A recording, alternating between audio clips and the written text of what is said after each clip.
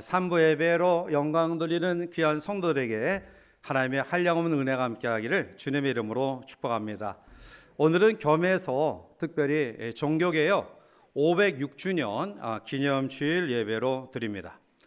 우리가 잘 아는 종교개혁자 마틴 루터는 한 수도승에 불과했습니다. 그는 독일 한 시골에서 가난한 탄광부의 아들로 태어났는데요. 이제 법을 전공하는 그가 에르폴트 대학에서 또 법률을 공부하면서 어느 날 들판을 지나다가 갑자기 내린 벼락을 통해 함께했던 친구가 죽자 그는 자기만 살게 된 이것을 통해서 인생을 다시 한번 생각해보며 그 즉시 수도원으로 들어갑니다. 그리고 거기에서 성경을 공부하는 가운데에 영적인 고뇌를 체험하죠. 그리고 마지막 인간이 구원을 받을 수 있는 비결은 고행이나 수도에 의해서 되어지는 것이 아니라 예수 그리스도를 믿는 믿음으로 구원받는 사실을 깨닫게 됩니다. 그리고 그는 그 이후에 비텐베르크 대학에서 신학을 가르칠 때에 성경의 진리에 어긋난 이야기들을 로마 교황청을 비롯해 그 당시에 중세의 천주교가 너무나 타락된 것을 보고 마음에 심히 아파하며 답답해합니다. 결국 면죄부 판매에 대하여 반대하면서 1517년 95개 조의 항의문을 비텐베르크 성문 교회 앞에 세워놓고 그리고 로마 교황청에 대하여 정식으로 항거합니다. 그런데 이것이 교황의 진노를 받게 되고요, 그는 파문을 당합니다. 그러나 루터는 이에 굴하지 아니하고 그 파문장을 공중 앞에서 불태워 버렸고요. 이에 화난 독일 황제는 국회에 소환시켜서 그의 저서를 모두 불태우라고 명합니다. 이때 마틴 루터는 이렇게 이야기합니다. 나의 양심은 하나님에게 사로잡혀 있다. 나는 아무것도 취소할 수 없고 또 취소할 의향이 없다. 양심을 속이는 것은 옳지 않으며 그것은 또한 건전하지도 않기 때문입니다. 하나님, 나를 도와주소서. 우리가 조금 전에 불렀던 585장 내주는 강한 성이요, 이것은 마틴 루터가 종교개혁 가운데 작시하고 작곡했던 그런 곡입니다. 그는 홀로 황제와 로마의 교황청에 항거하며 5가지 슬로건을 가지고 그는 항거합니다. 오직 성경, 오직 그리스도, 오직 믿음, 오직 은혜, 오직 하나님께 영광. 이 5가지 영성은 세계 역사를 변화시키는 놀라운 디딤돌이 되었습니다. 사랑하는 성도 여러분, 오늘 우리 신앙인들의 삶의 문제는 하나님의 뜻을 모르는 것이 아닙니다. 하나님의 뜻을 행할 능력이 없기 때문입니다. 용서하라, 사랑하라, 기뻐하고 감사하고 기도하라, 아무것도 염려하지 말고 하나님께 부르짖으라, 너의 염려를 주님께 내어 맡겨라. 이러한 말씀들은 우리가 수년 수십 년 동안 귀에 박히도록 들은 말씀이고요, 천자문처럼 달달 외우는 말씀입니다. 이 말씀을 우리가 너무나 잘 알고 있습니다. 그러나 모르는 게 문제가 아니라 안 되는 게 문제입니다. 실천이 되어지지 않는 것이 문제입니다. 여기에 신앙인들의 고민과 갈등이 있습니다. 요셉은 자기를 죽이려고 팔아 넘겼던 형제들을 용서합니다. 사도 바울은 감옥 안에서도 감사하며 찬양하며 기도합니다. 베드로는 회심 이후에 주님 앞에 부끄러운 모습을 가지고 십자가에 거꾸로 달려 돌아갈 정도로 담대한 믿음의 각오를 가집니다. 스데반은 끊임없이 자기를 향하여 돌로 쳐 죽이는 원수들의 무리 앞에서 그들을 용서해달라고 기도하고 잔잔한 천사의 미소를 짓고 하나님의 부르심을 받습니다. 그런데 우리는 그것이 안 됩니다. 모르기 때문에 안 되는 게 아니죠. 하나님 앞에 열심히 노력합니다. 우리가 성경대로 실천하기를 다짐하고 결심합니다. 그래도 안 됩니다. 여전히 얼굴에 수심이 가득 차 있고요. 하나님 앞에 예배는 드리지만 우리를 짓누르고 있는 현재의 무거운 고통들이 우리의 삶을 걱정으로 치닫게 하고 있습니다. 왜 그럴까요? 그 이유는 신앙의 개혁이 우리 가운데 이루어지지 않았기 때문입니다. 다시 말하면 여전히 육신에 속해 있기 때문입니다. 로마서 8장 6절에 육신의 생각은 사망이요 영의 생각은 생명과 평안이니라 말씀하고 있습니다. 고린도전서 2장 14절에 오면 육에 속한 사람은 하나님의 성령의 일들을 받지 아니하나니 이런 그것들이 그들에게는 어리석게 보이며 또 그는 그것들을 알 수도 없나니 그러한 일은 영적으로 분별되기 때문이라 말씀합니다. 아무리 노력해도 강아지가 하늘을 나는 새같이 날 수 없습니다. 밥을 먹거나 물을 마시거나 또 잠을 자거나 이러한 것들은 우리 일상생활 가운데서 노력 없이도 가능한 일입니다. 그것은 육의 일이기 때문에 그렇습니다. 자, 그런데 우리가 여전히 실패하고 절망할 수밖에 없는 상황 속에서 활동하고 우리의 마음속에 상처를 경험하는 것은 아직도 육에 속해 있기 때문이다라는 겁니다. 마태복음 26장 33절에 보면 베드로가 대답해 이르되 모두 주를 버릴지라도 나는 결코 버리지 않겠나이다 라고 호언장담합니다. 이것은 대단한 결심이고 대단한 다짐입니다. 다른 사람에게 정말 용기를 주고 또 그들에게 위로를 주는 말씀입니다. 그런데 베드로가 어떻게 됐습니까? 몇 시간이 못 되어 자기가 호언장담했던 내용을 번복해요. 결심은 영이 아닙니다. 노력과 의지, 종교성도 영이 아닙니다. 베드로는 철저하게 무너졌습니다. 그의 다짐과 결심은 몇 발자국 나아가지 못해서 결국 한계에 부딪혀 버렸습니다. 어느 수도사에게 한 제자가 와서 묻습니다. 선생님, 어떻게 하면 성령 충만을 받을 수 있습니까? 어떻게 하면 내가 주님을 온전히 따를 수 있습니까? 이 질문을 받은 수도사가 그에게 이야기합니다. 절대 노력하지 말라. 이상한 대답 아닙니까? 노력하지 말라는 거예요. 자, 우리가 곰곰이 한번 냉정하게 이것을 살펴보면 결국 이 세상에는 우리의 노력으로 되어지지 않는 일들이 너무나 많이 있다라는 사실입니다. 사실 우리나라가 70년대 후반에 이 경제 부흥을 일으켰던 요인 가운데 하나는 이 로버트 슐러 목사님의 영향을 받은 이 순복음교회 조용기 목사님을 통해서 I can, 나는 할 수 있다 라는 슬로건에 절망 가운데 있었던 한국민 그리고 한국교회가 이것을 통해서 용기를 가졌어요. 그리고 어느 정도 그 성과는 이루었다고 생각이 들어요.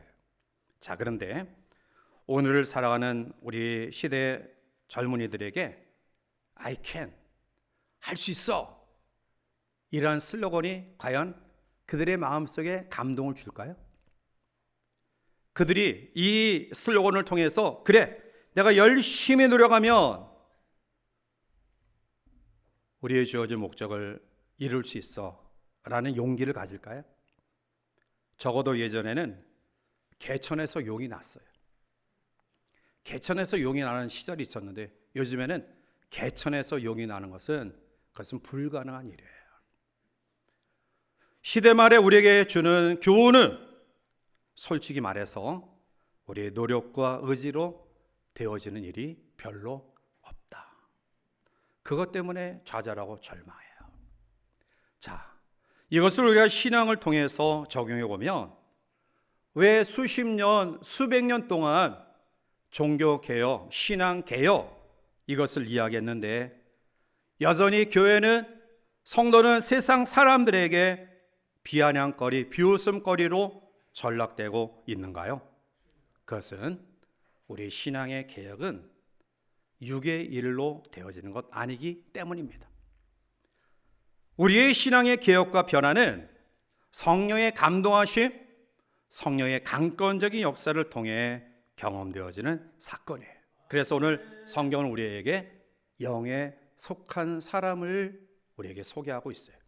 자, 오늘 본문의 말씀 가운데 우리는 13절부터 15절까지 말씀은 육에 속한 사람의 상태, 그리고 16절부터 18절까지는 영에 속한 사람의 상태를 이야기합니다. 이 말씀을 우리가 대조해 비교해 보면서 다시 한번 우리의 개인의 신앙의 변화와 또 개혁을 아름답게 이뤄가는 우리 모두가 되시길 원합니다. 먼저는 육에 속한 사람의 13절에 여호와가 이르노라 너희가 완악한 말로 나를 대적하고도 이르기를 우리가 무슨 말로 주를 대적하였나이까 하는도다 라고 이야기해요. 오늘 이 말은 이스라엘 백성들이 말로는 하나님 앞에 하나님을 섬긴다, 하나님을 경외한다, 이러한 모습을 가지고 있다라는 거예요. 그런데 사실 그들의 실제적인 말은 하나님을 대적하고 있다라는 거예요. 겉으로는 명령에 순종하는 것처럼 보이지만 그러나 속으로는 여전히 하나님을 대적하는 그런 모습을 가지고 있다라는 겁니다. 오늘날 명목상 크리스천들이 많아요. 모양은 기독교인이에요. 그러나 그가 살아가는 삶의 모습은 전혀 기독교인의 모습을 보이지 못하는 사람들이 있다는 거죠. 신앙을 변화시키고 교회를 개혁시키고 또 이러한 개혁의 그러한 꿈을 가지고 사실 수많은 회의를 해요. 머리를 맞대고 어떻게 변화될 것인가, 어떻게 개혁될 것인가, 이러한 마음을 가지고 수많은 사람들이 머리를 맞대고 회의해요. 의논하고요, 갑론을박해요. 때로는 세미나를 열고요, 그리고 어느 정도 어떠한 시행 지침을 정해서 이것을 우리가 실천하면 변화될 것입니다, 개혁될 것입니다, 그렇게 이야기해요. 그런데 그것이 잠시 후면 식어버려요. 많은 사람들이 완악한 육의 말로 하나님을 대적하면서도 그것을 깨닫지 못해. 그리고 우리가 언제 대적했느냐라고 항변해요. 14절과 15절에 보면 이는 너희가 말하기를 하나님을 섬기는 것이었더니 만군의 여호와 앞에서 그 명령을 지키며 슬프게 행하는 것이 무엇이 유익하리요? 지금 우리는 교만한 자가 복되다 하며 악을 행하는 자가 번성하며 하나님을 시험하는 자가 화를 면한다 하노라 함이라 라고 해요. 각종 불신앙과 또 불순종의 모습이 행행하고 있어요. 사람들은 이야기합니다. 지금 이스라엘 민족이 포로의 압제와 그리고 여러 가지 고통과 고난의 현실들을 보면서 교만한 사람들이 이야기해. 너희들 하나님 섬겼는데 이 결과가 뭐냐? 너희들이 하나님을 경외하고 믿었는데 헛것 아니냐? 하나님의 명령을 지켜봤지만 지금 고난이 계속 가중되고 있지 않느냐? 무엇이 유익하냐? 봐라, 세상에 교만한 자가 잘되고 악을 행하는 자가 번성하지 않느냐? 하나님을 오히려 시험하는 자가 화를 면하고 있다. 지극히 인본주의적인 사상을 가진 사람들이 그렇게 되뇌이고 있어요. 그리고 많은 사람들이 거기에 넘어가요. 여러분, 기독교가 다른 종교와 다른 점이 있다고 한다면 다른 종교는 복받기 위해서 종교 행위를 해요. 뭐 수행도 하고 고행도 하고 뭐 참선도 하고 또 예물도 드리고 또 화를 면하기 위해서 종교 행위를 해요. 벌 받지 않기 위해서. 그런데 여러분, 기독교는 우리가 복받기 위해서 신앙생활하는 것 아닙니다. 우리가 화를 면하기 위해서 뭐 주의를 지킨다, 하나님 앞에 경건생활을 한다, 그게 아니라 기독교가 다른 종교와 다른 점은 이미 우리를 죄와 사망 가운데서 구출해내어 주신 그 놀라운 은혜가 너무나 감사해서 하나님께 예배하는 거예요. 하나님께 우리의 시간을 드리는 겁니다. 그것이 바로 신본주의 신앙입니다. 그런데 말라기 시대에 육에 속한 사람들은 인본주의적인 신앙을 가지고 있어요. 자, 지금 상황이 어려우니 하나님을 섬기는 것이 다 헛되다. 오히려 세상 악한 자들이 번성한데 너희들이 지금까지 믿는 믿음이 뭐냐? 이렇게 이야기해요. 여러분, 오늘날 개인의 변화와 신앙의 개혁은 영적인 부분으로 시작이 돼야 돼요. 우리는 많은 슬로건을 가지고 여러 가지 회의를 하면서 의논도 하면서 이러한 일들을 진행해 나가길 원하지만 중요한 것은 영적으로 하나님 앞에 바로 세워지지 않는 이상 그 모든 인간적인 토론, 회의, 이러한 나눔은 아무런 결과를 얻을 수 없다라는 거예요. 적어도 이 땅에 기독교가 부흥되고 어려운 경제 형편 속에서 교회가 살아가는 성도들이 귀한 역할을 감당할 수 있었던 것은 하나님과 만나는 기도의 처소가 있었기 때문에 그래요. 예전에는 밤을 지새워 교회에서 기도하는 어머니들이 많이 계셨어요. 새벽을 깨어 기도하고요, 시간 하나님 앞에 기도하면서 가정, 자녀, 교회, 민족, 열방을 위해 기도하는 분들이 많이 계셨어요. 그런데 지금은 기도보다 세속적인 경영 방법으로 교회를 세우고 일으키고 그리고 유지하려고 하다 보니까 점점 교회는 비둘기를 팔고 양을 팔고 짐승을 파는 시장으로 전락되어집니다. 사랑하는 성도 여러분, 구호나 또 세상적인 외침은 영적인 것이 절대로 아니고요, 그것은 결코 변화의 과정을 경험할 수 없습니다. 자, 그런데 상황을 바꿔서 16절부터 두 번째 영에 속한 사람을 소개하고 있습니다. 오늘 16절 보면 그때 여호와를 경외하는 자들이 피차의 바람에 여호와께서 그것을 분명히 들으시고 여호와를 경외하는 자와 그 이름을 존중히 여기는 자를 위하여 여호와 앞에 있는 기념책에 기록하셨느니라 말씀. 영에 속한 사람이 몇 가지 특징을 봅니다. 하나는 여호와를 경외합니다. 인간의 삶에서 가장 중요한 자세는 하나님을 두려워할 줄 아는 마음이에요. 인간이 인간답게 되기 위해서는 여호와를 경외할 줄 알아야 돼요. 잠언 1장 7절에 보면 여호와를 경외하는 것이 지식의 근본이거늘 미련한 자는 지혜와 훈계를 멸시하느니라 말씀이에요. 성도도 죄 지을 수 있어요. 실수할 수 있습니다. 우리가 잠시 하나님 보시기에 합당치 못한 모습을 가질 수 있어요. 그런데 여호와를 두려워하는 사람은 하나님을 의식하고 또 그 하나님을 경외하는 믿음을 가지기 때문에 재빨리 돌이킬 수 있는 회개의 결단을 가질 수 있어요. 그런데 여호와를 경외하지 않는 사람들은 하나님을 두려워하지 않으니까 지금까지 달려왔던 삶이 얼마나 하나님 앞에 죄악스러운지, 그것이 얼마나 하나님 앞에 엄청난 불의인지 전혀 깨닫지 못해요. 그냥 자기가 살아가는 삶이 당연한 것처럼 계속해서 멸망의 길로 치달아 달려가고 있어요. 영에 속한 사람은 여호와를 경외합니다. 깨달음, 뉘우침, 그리고 결단의 기회를 놓치지 않아요.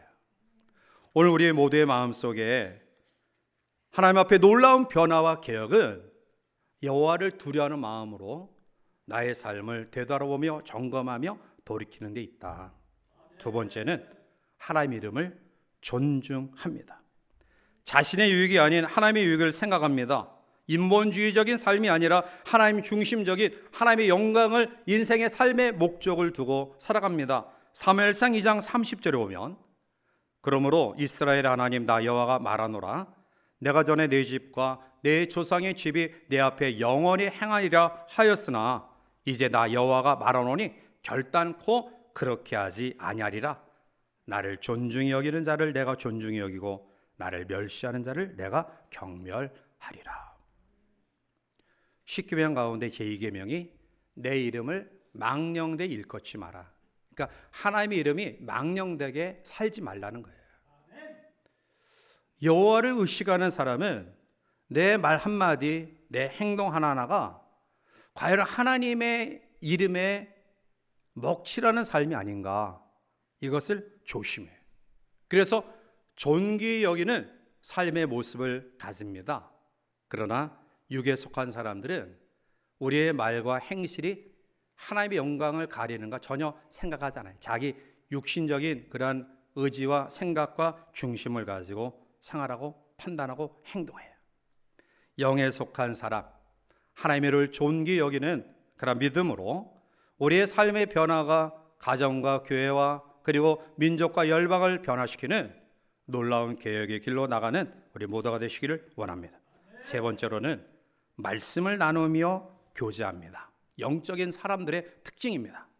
마태복음 18장 20절에 두세 사람이 내 이름으로 모인 곳에는 나도 그들 중에 있다라고 이야기해요. 내 이름으로 모인 곳, 즉 그리스도 예수 안에서 하나님의 말씀으로 모인 곳, 거기에 하나님의 임재하심이 있고요, 하나님의 뜻이 그 공동체를 통해 이루어지는 거예요. 아무리 구호를 외쳐도 여호와 하나님을 우리 마음속에 품고 기도하는, 예배하는, 말씀으로 묵상하는 이런 일들이 뒷받침되지 않으면 그것은 허공을 치는 메아리와 같다. 진정한 신앙의 개혁은 영적인 생활의 회복부터 이루어야 될 줄 믿습니다. 코로나19 재난 이후에 우리는 너무나 경건 생활을 놓치고 있어요. 하나님 앞에 모임과 교제와 예배와 그리고 찬양하며 하나님께 영광 돌리는 이러한 일들을 너무 쉽게 우리는 포기하고 있어요. 이러한 속에서 개인의 변화와 교회의 개혁은 절대로 이루어질 수 없다. 신앙적인 섬김, 말씀의 교제, 하나님의 은혜에 함께하심이 진정한 자신을 변화시키고 교회를 개혁시킵니다. 그러기 위해서 영에 속한 사람들이 가져야 될 태도가 있어요. 그것이 17절에 나타나고 있는데요. 만군의 여호와가 이르노라, 나는 내가 정한 날에 그들을 나의 특별한 소유로 삼을 것이요 또 사람이 자기를 섬기는 아들을 아낀같이 내가 그들을 아끼리니. 아멘. 하나님의 소유된 백성된 의식, 자기 정체성이에요. 우리가 말 한마디, 행동 하나하나 할 때 나는 하나님의 소유된 백성이다, 하나님의 자녀다, 하나님의 아낌없는 사랑을 받은 사람이다. 그러면 여러분, 우리의 자녀들이 격려와 칭찬을 받으면 조심스러워해요. 그래, 너는 정말 모범된 그런 아이야, 정말 뛰어난 아이야. 그렇게 격려를 받으면 그 격려에 걸맞는 삶을 살아가기를 노력해요. 근데 끊임없이 짓눌림을 받으면 그래, 나는 쓸모없는 존재야, 자기의 삶을 그렇게 내버려둬요. 여러분, 우리가 영적인 사람으로 자신의 변화와 교회 개혁과 그리고 이 땅의 변화를 이룰 수 있는 그러한 비결은 나는 하나님의 소속된 자녀다, 하나님의 백성이다, 하나님의 사랑받는 자녀다, 이러한 인식과 믿음이 우리 가운데 있을 때 우리는 나 자신의 가치의 소중함을 기억하고요, 정말 하나님 보시기에 합당한 믿음으로 자신을 세워가면서 우리의 삶을 변화시켜 나가는 은혜로운 삶으로 살아가야 될 줄 믿습니다. 말씀을 맺습니다. 개혁은, 변화는 내면으로부터 시작이 돼요. 안으로부터 새로워져야 돼요. 겉모습의 변화만 꿈꾸지 마시고요, 우리의 주어진 삶의 영적인 변화와 또 개혁이 우리 가운데 있기를 원합니다. 이러한 아름다운 믿음의 모습을 가질 때 하나님이 말씀 속에 우리에게 주시는 하나님의 뜻을 이해할 수 있어요. 하나님은 우리에게 무엇을 했느냐라는 것보다 왜 하느냐를 우리에게 묻고 계셔요. 무슨 일을 이루었느냐, 업적 공로보다 왜 그 일을 하느냐, 이것을 묻고 계십니다. 그것은 영적으로 하나님과의 관계가 올바로 세워진 사람들이 끊임없는 질문이고요, 말씀 속에 답을 얻어서 그대로 행하는, 변화를 경험하는 하나님의 사람들의 아름다운 삶의 모습일 것입니다. 오늘 이 한 주간, 아니 우리 남은 생애 동안에 오늘 육에 속한 사람, 영에 속한 사람을 대조하여 비교하면서 우리 모두는 영에 속한 사람, 여호와를 두려워할 줄 아는 경외의 믿음, 여호와의 영광을 가리울까 봐 조심하는, 여호와를 존귀 여길 수 있는 그런 믿음, 하나님의 영적 은혜 속에서 아름다운 교제와 사랑을 가지고 하나님의 자녀됨, 하나님의 백성됨에 어긋남이 없는 믿음의 모습을 우리들이 가진다 한다면 개인의 변화가 가정의 변화로, 교회의 변화로, 또 민족과 열방의 개혁으로 나아가야 될 줄 믿습니다.